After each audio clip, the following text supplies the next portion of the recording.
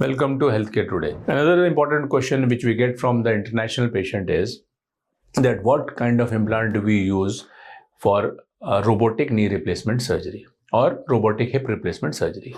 See, our robot is US FDA approved robot, and the implant is also US FDA approved. So we use a US FDA approved robot for joint replacement surgery and US FDA approved implants for joint replacement surgery with best results and best quality. The quality is never compromised. Best implants as well as best robotic joint replacement system is used for all the international patients. Another important thing to note here is that we are using US FDA approved robot here in India.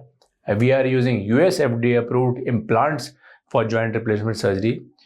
The difference in the cost, the surgery which is done in other European countries or US or UK, and the surgery which is done here in India, the cost difference is drastic. So you can avail that benefit. You can avail the benefit of avoiding that waiting list.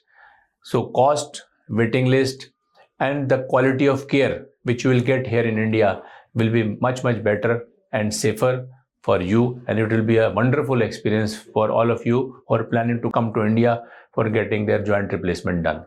For any other queries, you can call us at the number given below, and we care about you. Thank you.